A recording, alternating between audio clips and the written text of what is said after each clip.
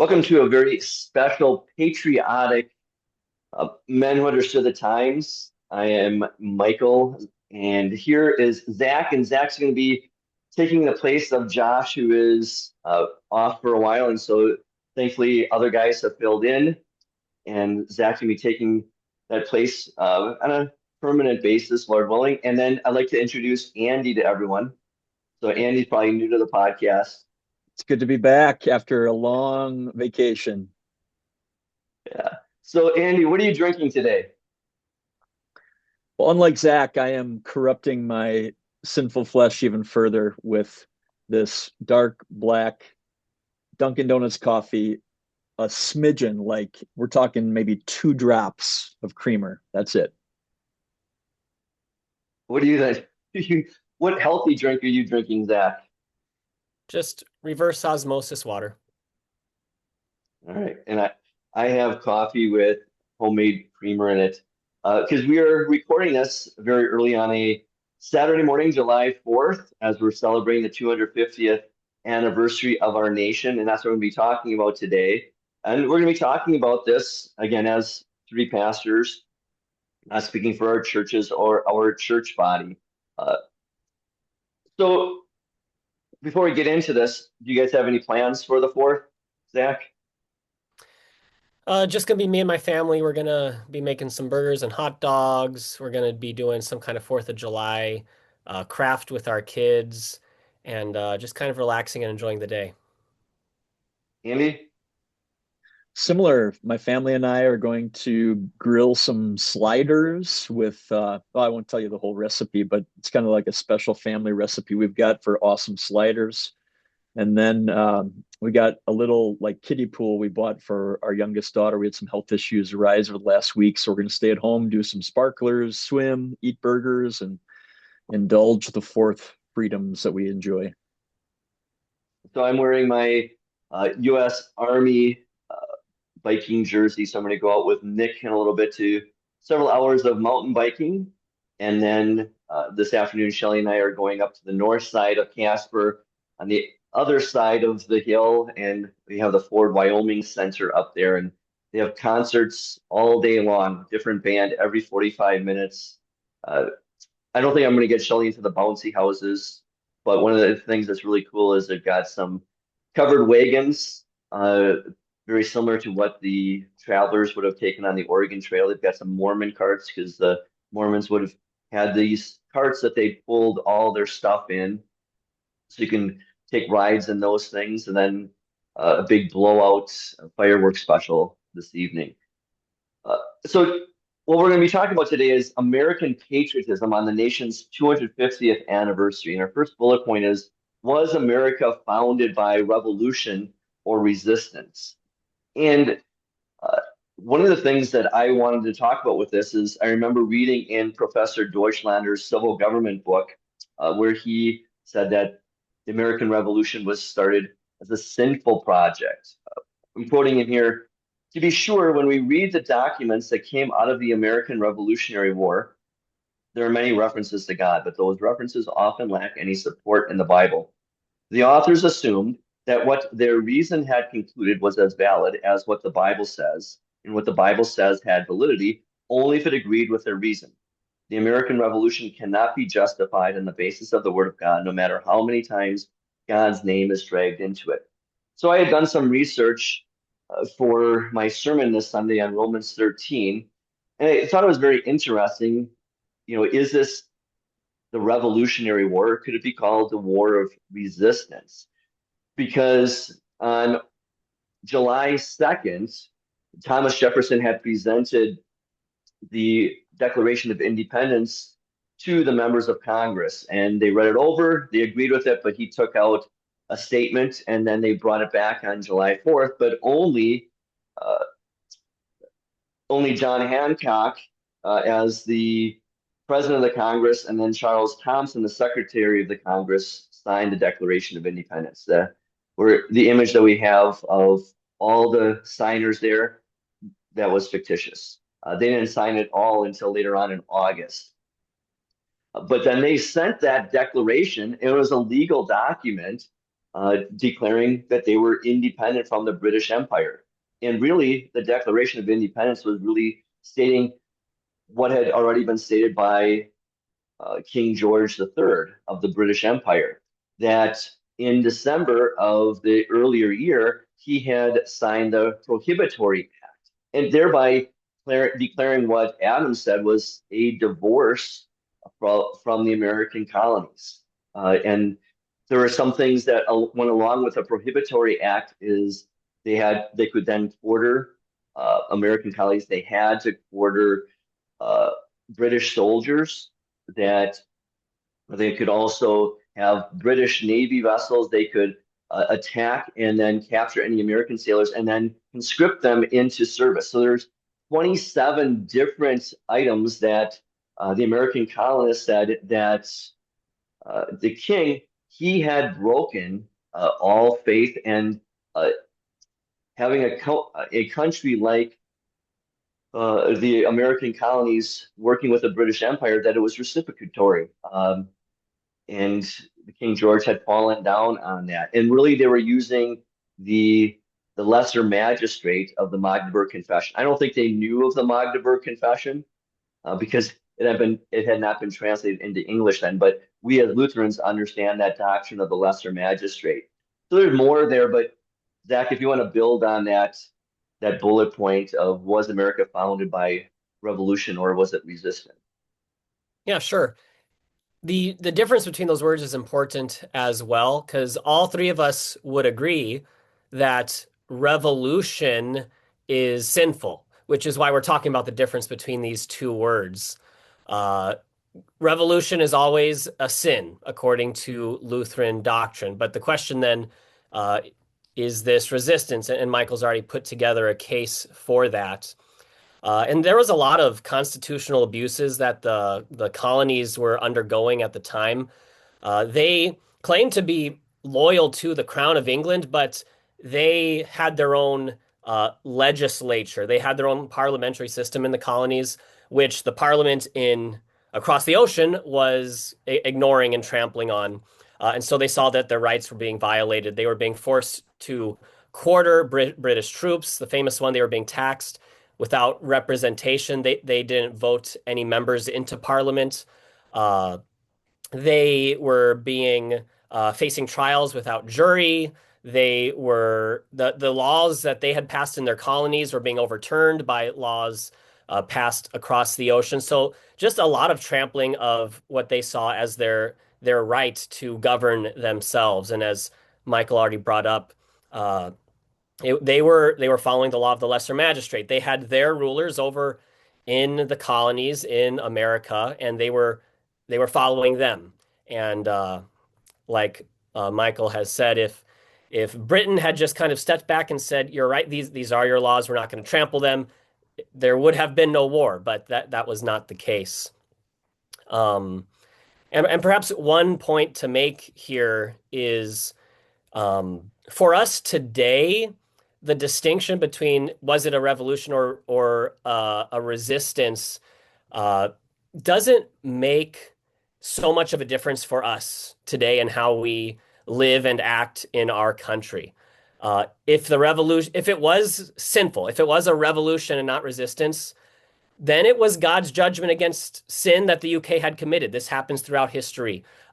Kingdoms rise and fall. They fall because of their sin. Uh, if the revolution was sinful, that doesn't stop God from working good out of it. And neither does it prevent us from loving our country now. What happened in the past is irrelevant to us today. It's kind of a fun thought exercise. Was it revolution or was it a resistance? And it maybe can guide us in our own living and Christian action under our government today. Um, but that distinction for us, it doesn't make a difference for how we view ourselves and our country today. Yeah, with that too is if the British Empire would have listened to the American colonies, maybe we would still be British today. But they refused to listen to those 27 grievances. Also, if Britain would not have started the war, and brought their troops over here, then it would just been a resistance, and there would not have been something that you would call a revolt. But the reason I phrased the question this way is because of Romans 13 is that we are not to rebel against the governing authorities that God has placed over us. We are not to revolt. And so that's why it's a good exercise for us to look at these things and not just take uh, one way of reporting this in history. That's something I'm learning when it comes to, say, the Christian Crusades. The same way with the American Revolution. We should not be naive. There's nuances with all of these kinds of things. Andy, what do you have to say on this topic? History is really messy and blurry and fuzzy. It doesn't always, we can't always draw clear and distinct lines. So is it possible that the British government, because of the power it held, abused their power and therefore those early, you know, colonies and the men within them? Of course. Is it also possible that among the contingent of men who were seeking freedom from the polluted politics of Britain at the time, that the prospect of their freedom perhaps led them astray to a certain degree or led them to go too far in certain cases? Certainly.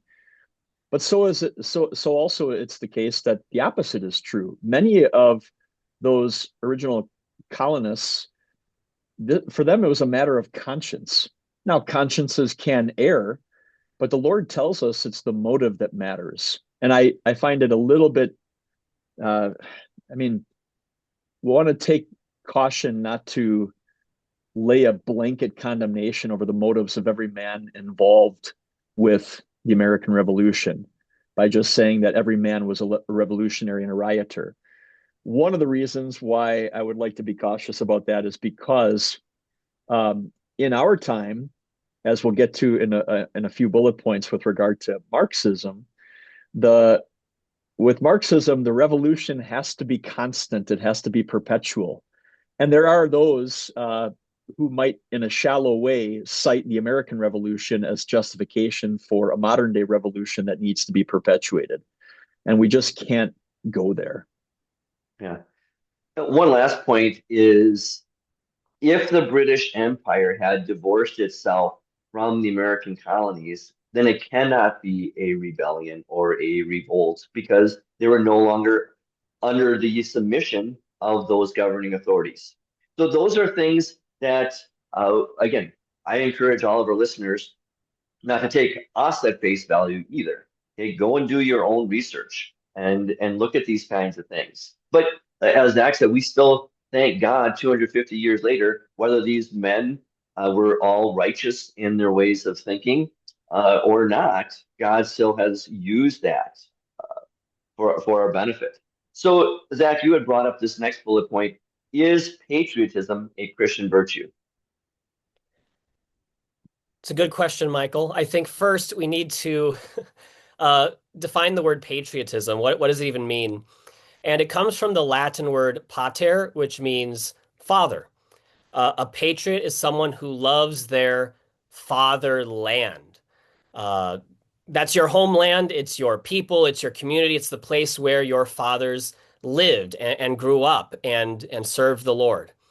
This idea of fatherland is also found in the Bible, which should be no surprise because fatherland, that's just parts of the human experience throughout world history. Everyone has a fatherland. In Genesis chapter 31, God tells Jacob, who had been living with Laban, his uncle Laban, for about 20 years, God tells Jacob to return to the land of his fathers, right? So go back to where Abraham is living in Canaan. So what is patriotism, right? It's love for your father and for the things of your father, which include his household, his community, and then up to even his nation, his homeland. And so loving your country, patriotism, is an extension of loving your father. And I think we could even say your heavenly father. We're going to discuss this throughout the podcast today. Uh, but simply put, God thought it was wise to put you where you are in the world. He put you in this country. This is the country he's given you. And now it's your duty to live in this country as a good citizen and to serve your countrymen. And so if you love God, you will love your country because your country is God's gift to you for your good. Andy, what do you have to say on that? Is patriotism a Christian virtue? I've got a couple things. So I first of all, are joy and gratitude Christian virtues? Of course they are. And the whole book of Philippians is saturated with how joyful God says we can be no matter what our circumstances. And so in that and to that point, I've sort of always viewed patriotism as a derivation from God's providence. A healthy pride in home country derives from an understanding of and an appreciation for God's providence and where the times, places, the exact times and places where God, in His wisdom and providence, determined that we would live. The era and the country and the region and the place and the people amongst whom we would live and breathe and serve for our short time on planet Earth. So that's hearkening back to Acts chapter 17, verses 24 to 28. But maybe just if I could illustrate like a healthy form of this pride. Uh, Over vacation, we had a chance to visit Sicily. I've got some extended relatives on my wife's side in Sicily. And even though we had been on a long vacation in general prior to that already, that little trip at the end of the vacation, which was much less, grandiose and whatever, that little trip to Sicily was so meaningful for my family because there was fathers and mothers and sisters and brothers and cousins and uncles and aunts and extended relatives, ancestors, essentially, um, there. And so it's not that it was simply like waving a Sicilian flag that gave them so much pride. It was everything that was associated with that land. And so there's a culture there, there's a history there, there's family roots there and relation and so much more. In our case, we could even probably touch on this as we go forward, even with regard to religion, right? That is part and parcel to a given land. But in any case, that it all ties together into that healthy form of thankfulness and joy for where God and His providence has designed that we would be. Yeah, and since Zach had brought this up about Pater and patriotism and father and fatherland, I went to what God says about honoring your father and mother that it may go well with you and that you may enjoy long life in the earth. And then Paul quotes that in Ephesians, and Luther uses that then with the explanation of the fourth commandment. And so when we talk about honoring your father and mother, here, think of it also your fatherland. We should fear and love God that we do not dishonor or anger our parents or others in authority, but honor, serve, obey, love, and respect them. And then he says this in his large catechism, paragraph 142.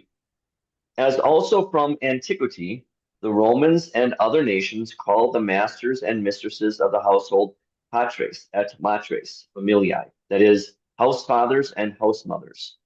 So also they called their national rulers and overlords patres patriae, that is, fathers of the entire country.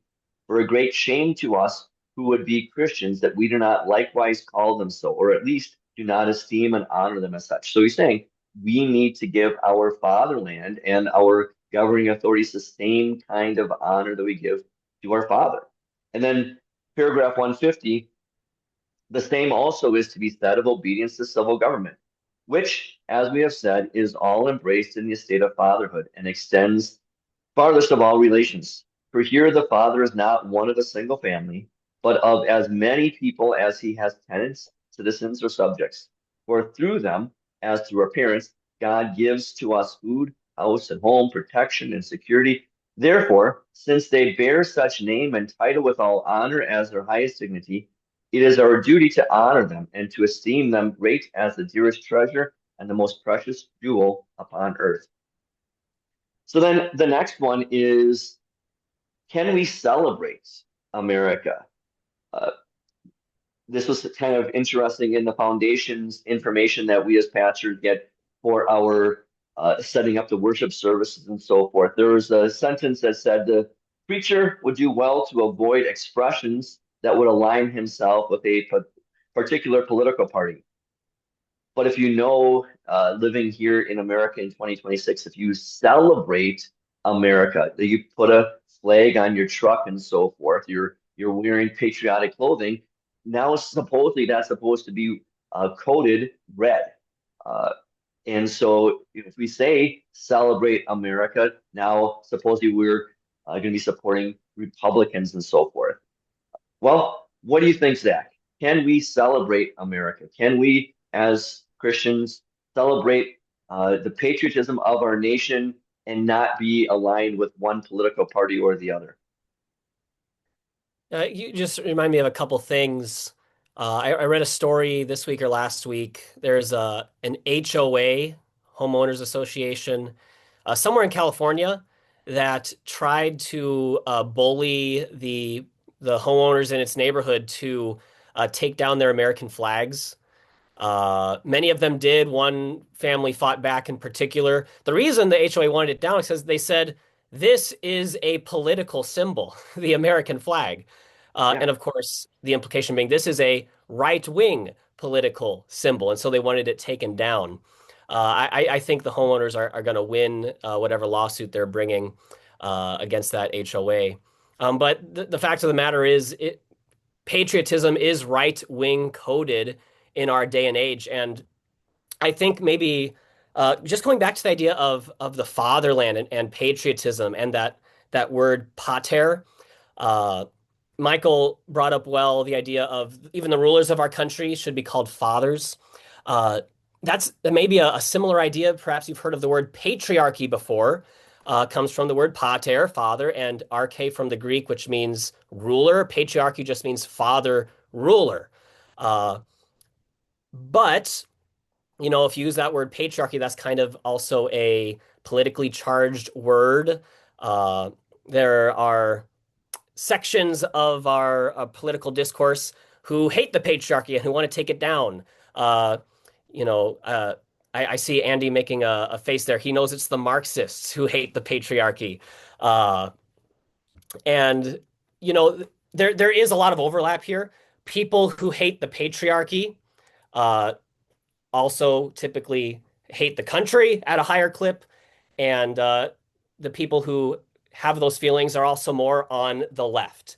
You're not going to find a whole lot of people on the right who hate the patriarchy, who hate their country. It's just kind of the way that the political sides have sorted themselves out. But to answer your question, can you celebrate America? Yes, of course you can. Just like you can celebrate your father's birthday, you can celebrate your fatherland's birthday. Even though your father may have flaws, you still celebrate your father. You thank your dad for raising you. And even though your country may have flaws, you can still celebrate your country. yeah. It's talking about celebrating your father. So my uh, sister Dawn takes care of my mom in Minneapolis, and my sister Brenda takes care of my dad in Stevens Point. So they both my parents have a lot of health problems, and that's why each of my sisters, by God's grace, they're taking care of them. And they were together yesterday. My sister Dawn sent us some pictures of my parents were together for the fourth out on the boat on one of the lakes in Minnesota. And she had taken a close-up picture of them holding hands. That's pretty cool. Okay, you celebrate that. Uh, and what Zach is talking here about, patriotism being right-wing coded. Well, there's some news on that. So here, don't get upset with me. I'm just reporting the news on the news. So CNN chief data analyst Harry Enton, he shared these poll numbers about a massive historic partisan divide between Republicans and Democrats regarding patriotism, displaying the American flag, and the core meaning of July 4th. So he talked about general pride in being American. So he's comparing numbers today from 2001 and 2006. So he said Republicans remain completely unchanged on general pride of being an American at 90%. Democrats in 2001, 85% of Democrats were patriotic. Uh, they were right up there, 5 percentage points below Republicans. Now it's down to 29% of Democrats are proud to be American. He said displaying the American flag. Republicans, 64% stated they'll display the flag this weekend. Democrats, 27%. So that's huge. And it was a massive drop. They were at 65% back in 2001. And then what July 4th means to voters, uh, that Republicans, a clear majority, 65%, said that July 4th is a day to celebrate and honor America. But Democrats, only 24% said that it's the time to celebrate America. 42% is time just to get together and have hamburgers and hot dogs like you guys are doing. Okay. So I'm not sure where you guys are with celebrating America. If you're just going to not watch fireworks and go to parades and things. So, Mike, it might be interesting. I didn't think about this as a bullet for today, but Yeah. probably should have pursued the thought of assimilation. Mm. Like of those on the other side, I'm sure there's plenty of patriotic, as it were, Somalians who will be raising the Somalian flag, maybe today or in general, but within our land. And there's probably plenty of those who are agitated who are going to be raising the Palestinian flag. Would we begrudge them that? And so I mean, it's related to what we're talking about here that, Yeah. I mean, if the Lord brings you to a certain place, there's a certain integrity that goes along with being a civilized member of a given society. And to what degree people of different religions, given our country and its sort of political belief system, are required to assimilate is probably a compelling subject we could pursue at another time. But if I could, go ahead, Mike. Yeah, to that point, Andy, I'm trying to remember. I don't remember the city in Ohio, but it was in the news this week too that one of the cities in Ohio, they were doing that. They were raising the flag for Somalian independence, but not for America's independence. And so, yeah, that demonstrates that here in America that there are people who have come from other nations that are not assimilating and then proud of this nation where God has placed them at this time. So go ahead. How would you answer this question? Can we celebrate America? Well, so first, let me circle back. You started this segment by quoting, was it a semprof or some dog, some Well, that was in the foundation's documents. foundations documents? You mean from a Bible study or from like our country? No, the foundation documents that we have in our for setting up our worship plans and so forth. Maybe you don't use those, but they're on the Wells website, and so you Is can that just right? Is that download. right? Because that's really interesting. Yeah. That I wonder if those foundation documents authors would suggest that it's wrong for us to preach against homosexuality if it comes up in a Bible text, like in Romans 1, because to do so in today's times would very clearly be perceived as what? Mega. Yeah. Is it mega or is it God's will? Same thing with abortion. We've covered this already. But so what I would suggest is to hijack this just a little bit is Marxism to some degree is succeeding by hijacking the conversations about these topics.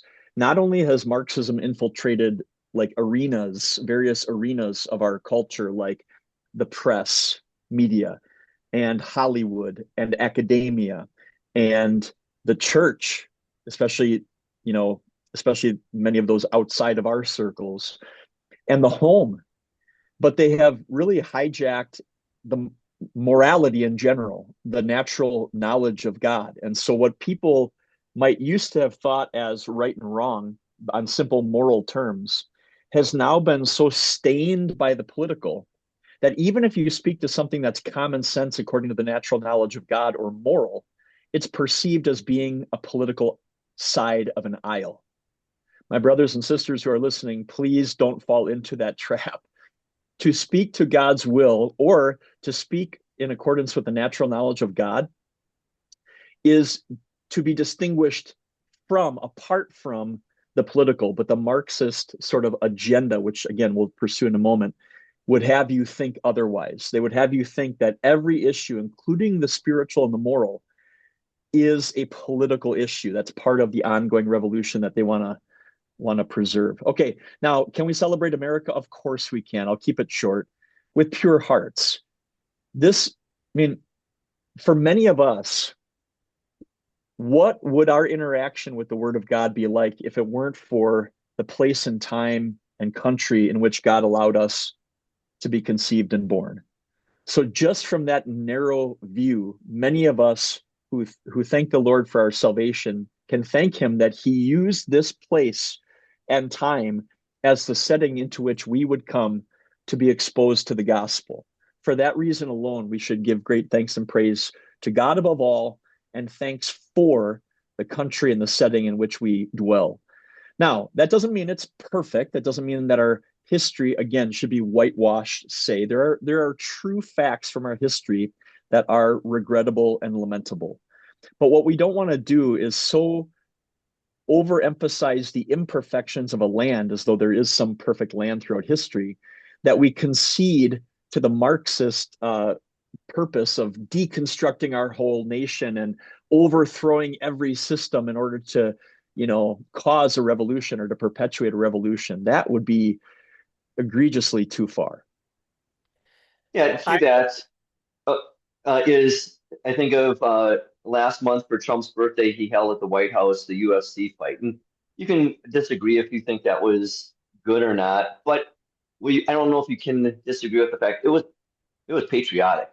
When you have the Zach Brown band singing the national anthem, you've got the Navy Blue Angels and the Air Force Thunderbirds flying over the cages and over the White House. That is definitely patriotic. And at the same time, then you had so-called Hollywood stars like Larry David and Robert De Niro saying that they were embarrassed to be Americans. Okay. And that's what you're saying there, Andy, is yeah, there's going to be things that we're not proud of in our nation. We as pastors are not proud of the deviant sexuality that we have running rampant in our nation, or the syncretism and the paganism and so forth. But the same way that we want to be proud of our dad and build him up to others, even though he's not going to be perfect. Uh, we don't want to be running him down in public. And the same thing, I don't think we want to be running down our nation in public. Uh, I don't know if you guys have been watching the World Cup. I know the last two guys they had on, they have not been watching. Phil and Sam, they had no clue. I've been glued to the games, and if I can't watch it live, then I'm watching on Tubi. I can watch the whole 20 minutes of everything compacted, all the highlights and so forth. But one of the really great things is seeing the patriotism of our American fans, even in places like, say, Portland and Seattle. That would be, as CNN analyst Enton would say, is more left leaning. Those fans are out there. They can't all be Republicans that are out there in the stadium or outside in the big screens cheering. They have to be also Democrats too. So you got left and right that are cheering together for the same nation. And there I would encourage people, don't listen to your politicians, don't listen to the media. They're trying to divide you and uh, pit us against each other. There are more things in America that unites us, and so to celebrate that. Zach, what were you going to say on this? I was just gonna applaud Andy's good point, kind of threading the needle there on patriotism. Uh, and the reason he gave a great reason why we should love our country is because the place God's put us, and it's the place where we were able to come in contact with the gospel. And I just wanted to make we've been kind of dunking a little bit on how leftists hate America. I'm gonna maybe go to the other side and point out maybe one of the flaws that the right has. And it's this kind of idea of nationalism, the idea that our country is the best. Ours is the best in the world. Our country has no problems, and that's why I love it. You don't necessarily need to be a nationalist. You don't need to be this kind of person who says our country's the best country in the history of the world, and there's never been a better country, and there never will be. You don't need to think that to love your country. after all, only one country can be the best. So that there comes to be a conflict there if everyone's claiming to have the best country. But your country doesn't have to be the best for you to love it. It just has to be yours. So then, Zach, with the next bullet point, I should not ask you what makes America the best. No, what I have is what makes America special. So you're right. We don't want to be so nationalistic. We do want to be nationalistic in that we are proud of our nation in a godly, Christian, virtuous way, but not so much to the denigration of others. But there is something special about America. What makes, in your viewpoint, makes America special? Talking to me. Yeah. I guess our order of government, our system of government, our checks and balances. Throughout history, there's been a lot of bad rulers. I was reading Luther's paper on temporal authority, to what extent it should be obeyed. And he has a very nice quote in there, kind of funny. He says, "You must know that since the beginning of the world, a wise prince is a mighty rare bird, and an upright prince even rarer. They are generally the biggest fools or the worst scoundrels on earth. Therefore, one must constantly expect the worst from them and look for little good, especially in divine matters which concern the salvation of souls." And I think Luther's right on the money there, right? A wise prince, an upright prince are rare birds. And you can see that in the history of the world. And our country has a unique system that kind of tamps down the risks of the foolish princes a little bit, right? We have a democratic republic with a strong executive, but an independent legislature, an independent judiciary. They can check each other. So when there is a mighty fool in one position, perhaps the other branch can hold them back. And so I think that that's a mighty benefit, because that problem of foolish princes, which has plagued the world from the beginning, after all, Solomon writes in Proverbs 28, uh, a prince who lacks understanding will oppress many with injustice. That's happened throughout the history of the world. Solomon also writes in Ecclesiastes 10, "Woe to the land whose prince is a child." Lots of lands have had children for princes, not just physically, but also, mentally and just the way they act. This is the way of the world, bad rulers, and so our form of government kind of minimizes some of that negative impact. Yeah, there I think of the school that I left in Racine exactly a year ago. Shelly and I moved out here to Casper exactly 1 year ago yesterday, and they're in that school because it was a joint school between Water of Life and First Evan downtown Racine.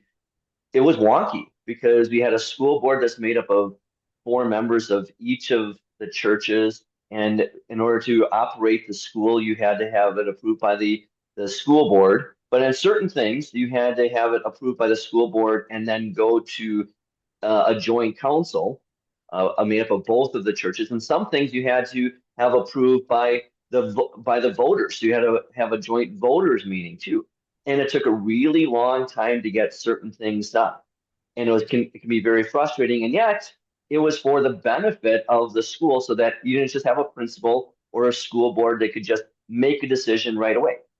It's the same way here in America. It can be very frustrating that uh, it can take a long time. It's kind of wonky to get laws made because Congress is supposed to write them and then get them passed by both House and Senate and then bring it to the president. And the president's not supposed to be writing all of these executive orders. That's not the way our nation's run. The Supreme Court's not supposed to be making laws like Dobbs or uh, Roe v. Wade and so forth, or Obergefell, not supposed to be creating laws. That's the way that those things are not to be done that way. Uh, and so it's designed to be wonky, not like other nations, so that there is those checks and balances. Uh, Andy, what do you think? What makes America special? I would answer it with one word: boomsticks. But you have a different answer, I'm sure. Oh yeah, it's clearly NFL football. That's what makes America special.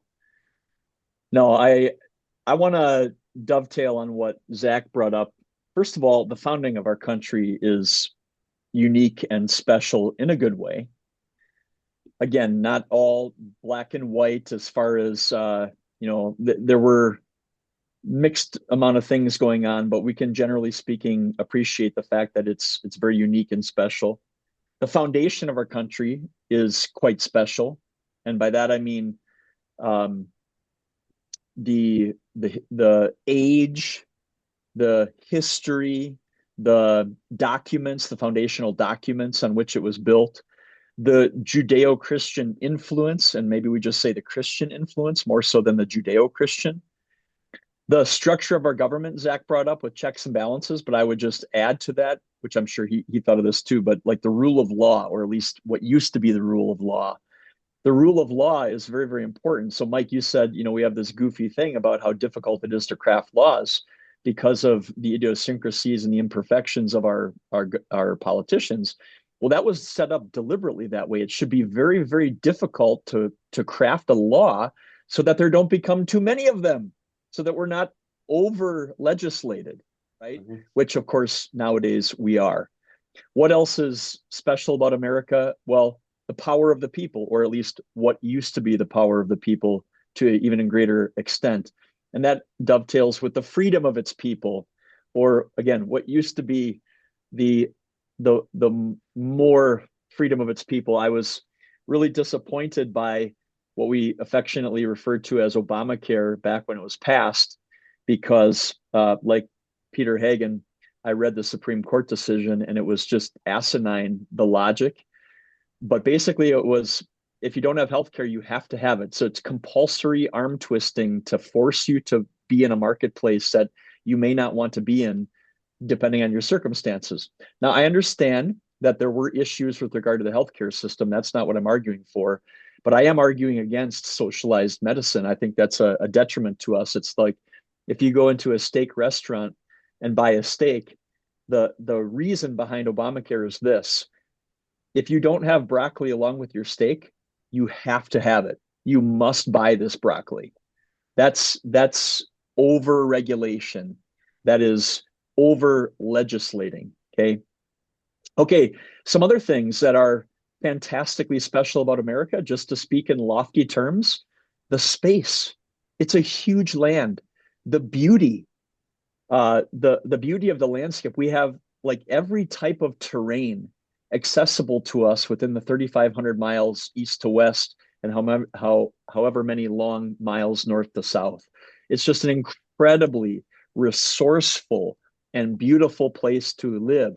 And of course, I mentioned the history too, but there's just so much to be thankful for. And again, we're not saying this to say that America is the only pristinely, God ordained land for every man, whatever. What we're trying to say is just that we have a lot to be thankful for when it comes to the uniqueness and the special nature of our country.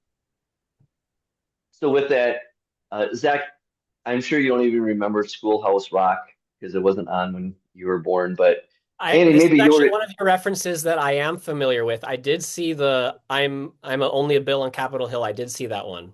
All right. Well, the one I was going to reference is when it comes to the three branches of the government is I thought Schoolhouse Rock did it very well, is that they portrayed it as a three-ring circus.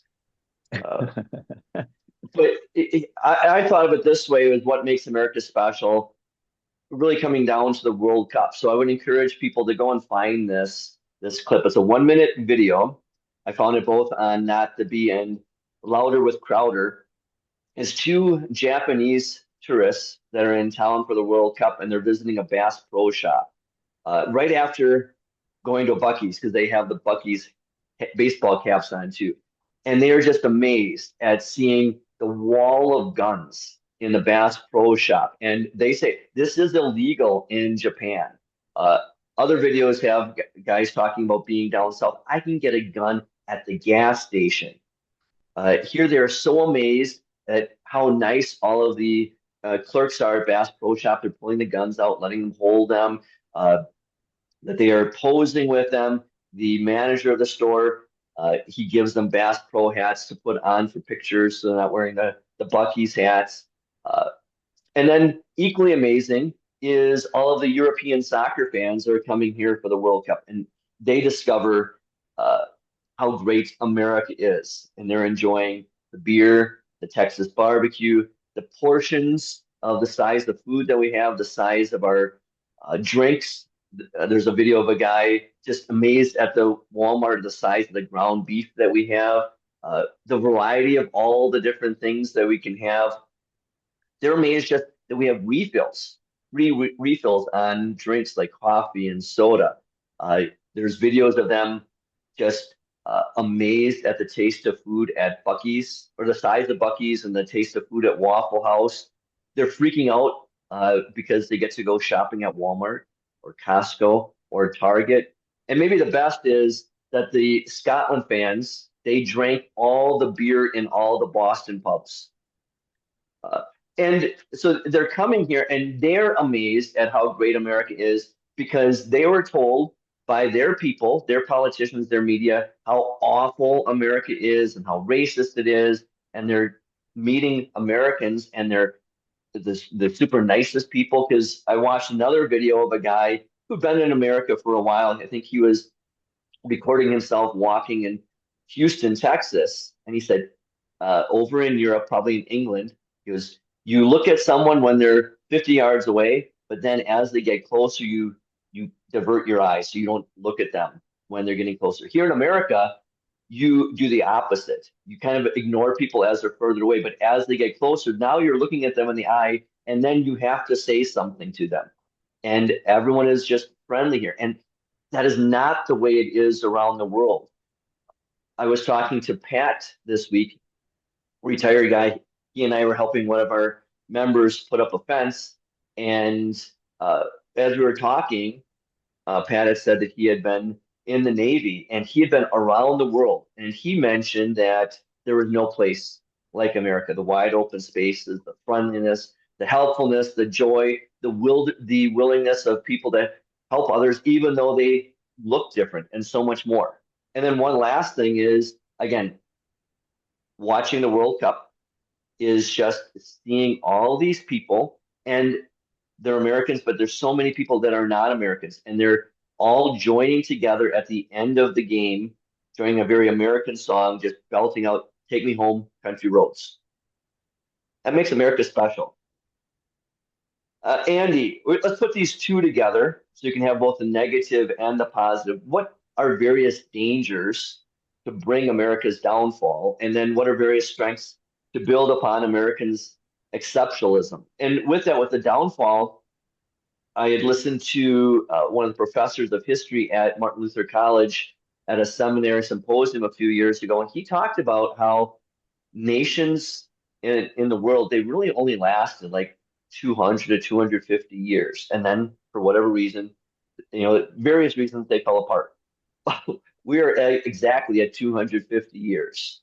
And you can see there may be reasons why our nation would collapse, but there are also reasons that there might be that we can continue on for a long time with God's blessing. So you want to give us some of those reasons? Well, I might surprise a few people who have been longtime listeners of our pod that I do not believe the greatest danger to America is Marxism. More technically, I believe the greatest danger to America right now is sin. Sin is the greatest danger to every individual and to every nation. Solomon famously said, "Righteousness exalts a nation, but sin is a disgrace to any people." And there are any number of manifestations of sin that derive from worldliness, ungodliness, paganism, secularism, humanism, materialism. There's so many isms, but I'm just saying that, you know, to your point, Mike, with all the anecdotes about people visiting our country, yeah, there's also the highest rate of gluttony and diabetes in America too, because of the lavish overabundance that we enjoy compared to other nations. So we are not perfect. No, part of that is because by extension of our own sinful natures, even in America, guess what? Sin destroys, sin corrupts, sin pollutes, sin degrades. And so that really is overarchingly the biggest threat. That said, I I believe pretty passionately, pretty ardently that the most that our country is, is most imperiled as regards its special history and everything else. We are most at risk by the modern encroachment of Marxism. I've definitely been accused of exaggerating that, but I'd like to just give some. I've been accused of exaggerating it in spite of like master's level research to prove it. So if you'd like to read more about this, I can definitely share some resources with you, both from myself and from Josh Nelson and from others. But just so that I can share a few anecdotes, if people are still not convinced that Marxism is a burgeoning movement that threatens the health and well-being of not just our country, but us as individuals and then as Christians, consider the rise of democratic socialism. Democratic socialism is just a reframed version of Marxism, or you could say communism. That's exactly what it is. Go and read their agendas. This is evidenced by Mamdani being elected to the mayor in New York City. Let me give you an example of a communist type of tactic that he employed already in a short time in office. He deprived a Jewish quarter of the Bronx recently of electrical power during a heat wave. Who does that? Who rations electricity and only for one tribal or religious group? Communists do that or socialists do that. That's a horrible tactic. And that's happening right here in one of our nation's biggest, if not the biggest city. Then we have 7 avowed democratic socialists in recent Congresses. 2 are remaining. The others have been sort of elbowed out through redistricting and other things, but they're still problematic. There are 14 democratic socialists in upper houses of state government across the United States and more than 50 in lower houses, many of whom were recently elected. But I tend to think that the number is actually more because there are some straight line like blue Democrats who are so progressive that they are democratic socialists or they are even aligned with the democratic socialist funding mechanisms. They just don't want to say it publicly yet because of their jurisdiction. And some of these numbers come from Wikipedia, but I think they are even vastly underestimated because many more democratic socialists, like the one recently in Colorado, the female in Colorado, have won primaries against Democratic incumbents ahead of this fall election cycle. There is a burgeoning movement, not of Republican versus Democrat, but of Republican versus Marxist, socialist, communist leaning politicians. And that should concern every American, no matter what party you're a part of currently. Especially should concern Christians because the ramifications are myriad. Finally, a recent Economist U government poll found that 45% of Democratic voters would vote for a Democratic socialist. That is a terrible and ominous change from generations past. Lastly, and I know I'm getting long-winded here, but what are some various dangers? I mean, I gave you Marxism overarchingly, but one of the things you're seeing with regard to the disintegration of our moorings as a country built on certain freedoms, on inalienable rights, is you're seeing censorship, the deprivation of inalienable rights, for example, like the freedom of worship and expression.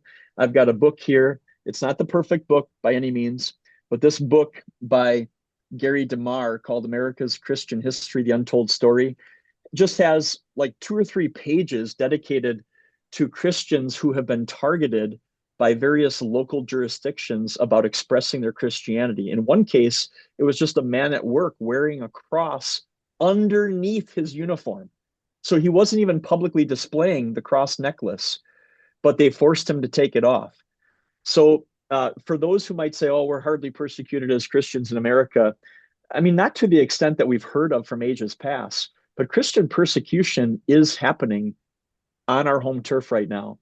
In addition to that, the contortion of alienable rights into inalienable rights is also Mm. a big Marxist encroachment and concern. So, for example, there is no inalienable right to healthcare or education or to reparations, say. But we've got this push and this political movement now to say that things that are not innately given to us by God when we're born should be entitlements for people. That is not it's not American for sure, but it is Marxist, and that should concern us as far as the downfall of our country or the threats to our country. So, Andy, you mentioned the air conditioning in New York City, and Zach had put in our group text of he needs to step up his meme game. So here's a meme I'm going to share later. It's of George Washington, and he has an air conditioning unit there, and he says, "Come and take it," because in Europe they're blaming America for climate change and so forth. They're being too hot over in Europe and blaming our air conditioning units. Uh, So, and then Mike, let me intercede yeah, again, real quick. yeah. There was a story, and these are not from Fox News headlines, by the way. You can find them on CNN and MSNBC and all sorts of other biased outlets. But there was a government building in Europe that turned off the air conditioning for the lower level workers while the upper Mhm. level workers enjoyed it.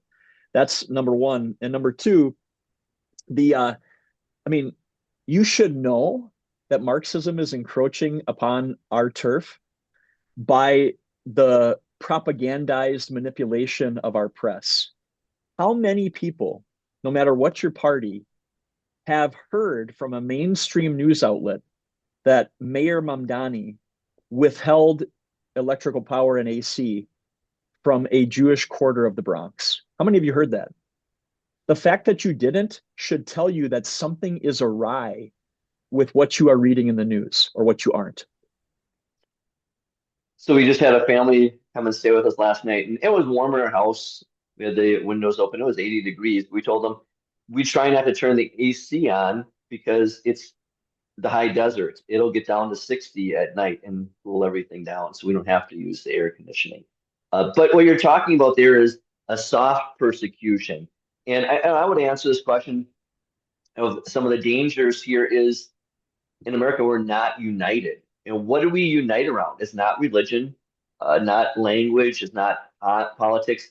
There's no agreement on history or the future. And maybe we can unite around soccer, but then that's a whole globalism thing. So maybe we shouldn't unite around that.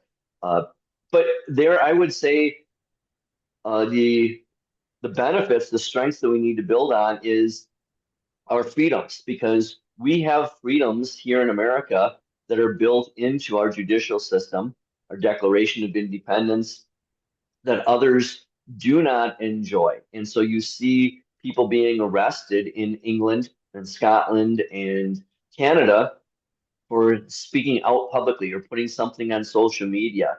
Uh, those things are kind of happening here. And so this is part of my sermon on Sunday on Romans 13.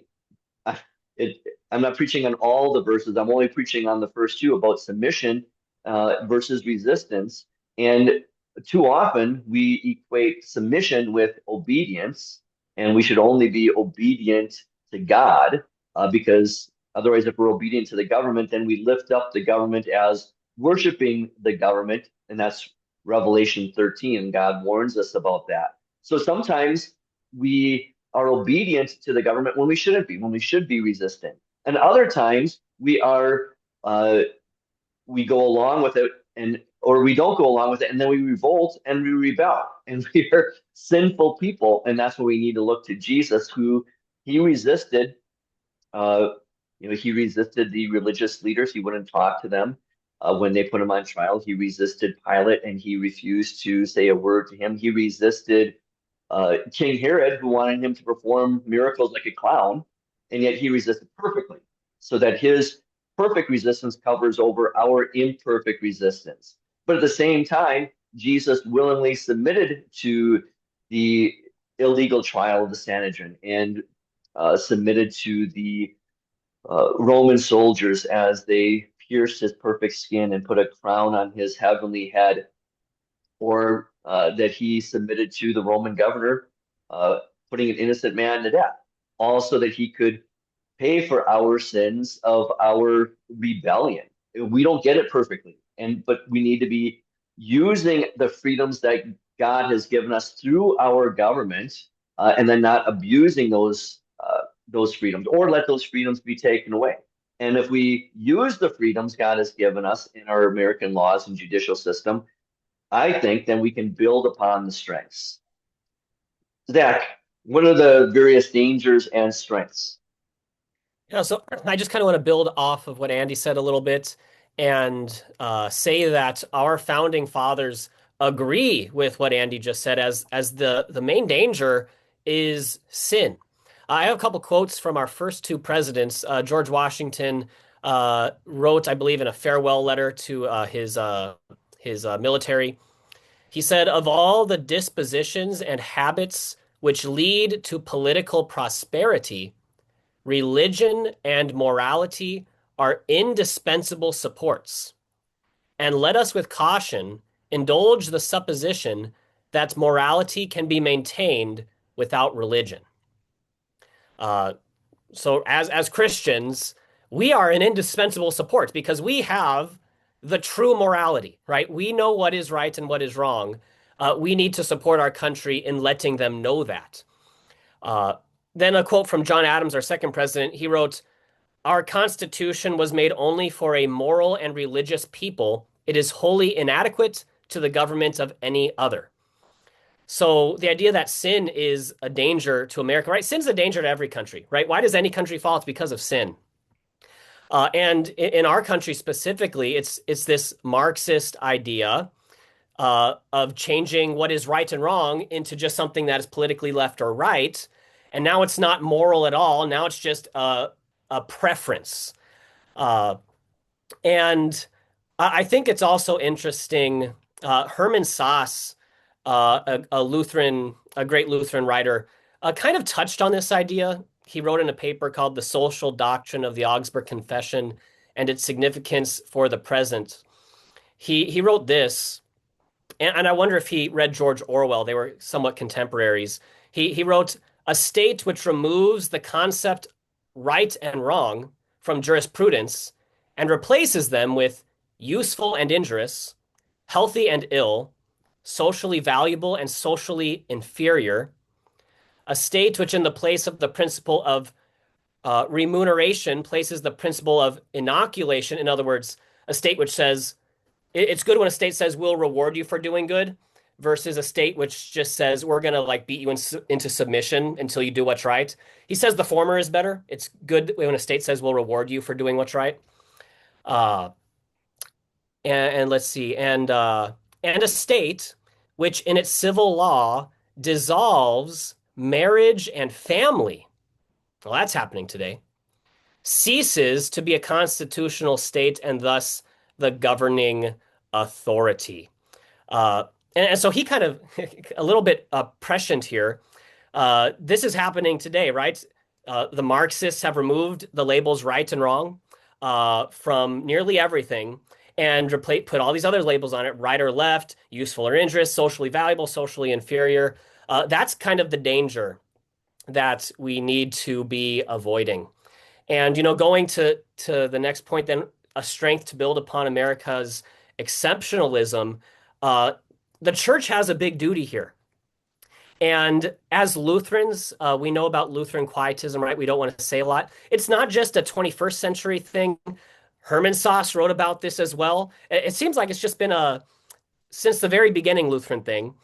He writes in that same paper, "The fact that German Protestantism in the last 2 centuries," so he wrote at the 400th anniversary of the Reformation, so a little more than 100 years ago. And he says the last 200 years. So imagine that time frame of this Lutheran quietism. The fact that German Protestantism in the last 2 centuries has so often been found wanting in the area of social questions, no doubt is due to an omission of the Augsburg Confession. It didn't touch on something. For only when the church itself is a living and ordered fellowship may it give a living and real answer to the great questions of human communal life. So Herman Sass was lamenting Lutheran quietism about 100, 110 years ago and saying it's been going on for 2 centuries. Well, how do we build upon American exceptionalism? The church needs to speak. Okay, the church needs to speak about these things boldly, without reservation, without fear. We need to preach what is right and what is wrong, what is good for a moral people, what is good for a country. The church has a place to speak to that. Yeah, that's interesting. Like the Pat that I mentioned earlier, the World War II vet that I was helping, or he was helping me in build a fence, and uh, he brought up politics as we were just talking there. I wasn't going to bring anything up, but he brought it up. And as we were discussing, he said, yeah, the churches need to be talking about these things more. I thought that was very interesting because others have said, when we went canvassing last month with our team, what are you looking for in a church? And they said, oh, we don't want a church that's talking politics.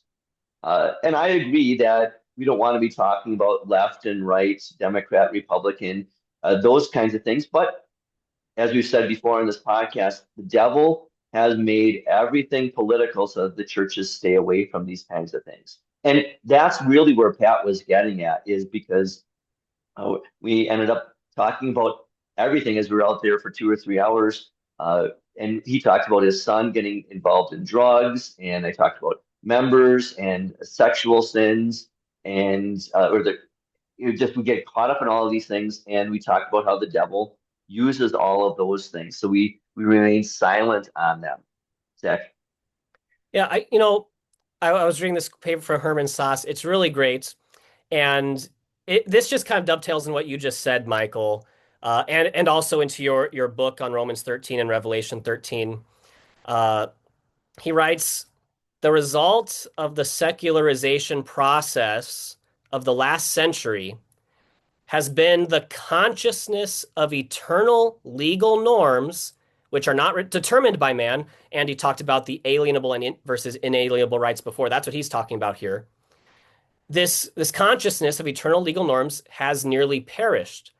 But where this consciousness ceases to exist, there God-given power is changed into demonic power, resulting in its ruin among peoples and states. And that's just Revelation 13 right there, right? The beast out of the sea. Uh, he goes on, wherever on earth a governing authority, irrespective of which form, is conscious of a civil righteousness, independent of its will, there it is God's good gift, and there it is by the grace of God. How do we keep a government conscious of a civil righteousness, independent of its will? Because it doesn't want to do that, right? It wants to veer off into secularism and immorality. The church, right? The church needs to speak about that, and I'm just kind of repeating myself now, but I thought it was another great quote to share there. Yeah, and then one more thing, and then we'll let Andy kind of wrap things up here, is think of the gospel lesson for this Sunday. If we're using different readings for uh, celebrating the 250th anniversary of our nation, Jesus says to give to Caesar what is Caesar's and to God what is God's. And one of the problems that we have in our nation is that there is therapeutic deism. You just feel good, and that's your God. And so you can make your patriotism or your politics into your God, and then you try and fit Christianity into your politics. And then that's making Caesar into your God. What we try and do here in this podcast is no, this is what God says, and now we need to fit our culture and politics and everything else around what God says. And that way we give to Caesar what is Caesar's. We give Caesar the patriotism, the honor that is due our pater, our fatherland, but we are giving God the glory, the honor, and the thanks for placing us into this nation and giving us freedom that we have here in America so that we can share the gospel. It's just easier to share the gospel in a nation that is free. Uh, Andy, if you want to wrap things up here, and then I've got a closing verse I want to share. Yeah, so a couple things. I want to clarify something I was talking about earlier and tie this together with what you guys have brought up. That let me highlight the fact I brought up Mayor Mamdani. he's not doing the things that he's doing because he's Islamic, which a lot of um, uninformed, perhaps even Christian people, perhaps even on the right, assume. He's doing them primarily because he's a socialist. Okay. So, what can we do to build upon our strengths as American citizens or as a country while giving to Caesar what is Caesar's and reserving for God what is God's? Um, we can pray that the Lord would curb these evils of our day, that he would curb the manifestations of people's sin in our culture, but only for the good of the gospel and the glory of God. We can also pray that the Lord would curb the encroachment of Marxism into our culture, because what's happening is that it is rising to religious proportions of belief for many people. Their politics are becoming for them a religion. And we don't want that. We don't want people to have any other God but the true God. So we pray consistently for and against those, like for what's right and against those wrongs. Then we preach, as you guys said well. And finally, I would suggest that part and parcel to Christian confessional Lutheran quietism is passivity and hiding behind closed doors as a form of escapism and laziness. Christians of our bent must participate. Not everybody's cut out for political office, but could you join the PTA? Could you sit on the school board? And if you can't, well, then just add that too to your prayers too. And add to your participation the encouragement for brothers and sisters that you know have those competent gifts to participate in civil government. That's how we can give to Caesar what is Caesar's, is by bringing our best to bear upon our current structure and system of government. And to the degree that we avoid doing that, we should not be surprised when things go downhill, and perhaps speedily. Yeah, because when we're silent, the devil's not silent. He's going to keep on talking. And so the encouragement is for pastors to get out and talk about these things. My friend that came over yesterday as he's driving through, and everyone's invited to come through Casper to get to anywhere else in the world. You can stay at our house. We've got 2 bedrooms in the basement that's open for you. And he knows about the podcast, and he talked about uh, some of the spicy things. I told him, you know, the next time I say something that's spicy, that'll be the first time I say something that's spicy. And my wife said, "Why are you lying?" Because she knows I'm just exaggerating for emphasis. Uh, Maybe I'm bolder because I'm out here, uh, and I have the freedom out here to kind of say things that kind of. I live in Wyoming. People are very blunt in Wyoming, and maybe that fits my personality very well. But I encourage pastors to be blunt, not political. Just say what God says, and then let everything fall where it means, where it does. Zach, you want to say something here to wrap up? Yeah, I just wanted to agree with Andy and encourage whoever's listening and who maybe has the aptitude for it to run for office, even just local office. Martin Luther said, if a prince should happen to be wise, upright, or a Christian, that is one of the great miracles, the most precious token of divine grace upon that land. Yeah. And so it would be a very good thing if we had more Christians and really more Lutherans in public office. Because as Lutherans, we have the true gospel. We have God's word and its truth and purity, and we are well equipped to serve, to give to Caesar what is Caesar's, and to give to God what is God's by serving in public office. We serve our God, we serve our country, and we serve our countrymen by doing that. So I would encourage anyone who has the aptitude, do it. It's a great service, and it's good for everyone. It's good for our country. And fitting into the theme for this Sunday too, that as confessional Lutherans, Lord willing, we have a right understanding of the 2 kingdoms, the left-hand kingdom and the right-hand kingdom. And then we also, Lord willing, have a right understanding of the 3 estates within those 2 kingdoms of the church, family, and the government. I want to close with Psalm 2, and I love Psalm 2 in the way that everything we've talked about with our nation and understanding that throughout the history of the world, you're going to have kings and courts and councils and presidents and court and so forth. And yet, uh, as you guys are rightly saying, and I say it all the time too, we want to raise up Christians to be in the government, but understanding that for the most part, throughout the history of the world and probably the future, the kings of this world are going to oppose God, and yet God reigns supreme. The psalmist writes, "Why do the nations rage? Why do the peoples grumble in vain? The kings of the earth take a stand, and the rulers join together against the Lord and against his anointed one. Let us tear off their chains and throw off their ropes from us. The one who is seated in heaven laughs. The Lord scoffs at them. Then he speaks to them in his anger, and in his wrath he terrifies them. I have installed my king on Zion, my holy mountain." Let's skip a few verses, verse 10. "So now, you kings, do what is wise, accept discipline, you judges of the earth. Serve the Lord with fear and rejoice with trembling. Kiss the Son, or he'll be angry, and you'll be destroyed in your way, for his wrath can flare up in a moment. How blessed are all who take refuge in him." So enjoy the Lord's blessings on this patriotic weekend.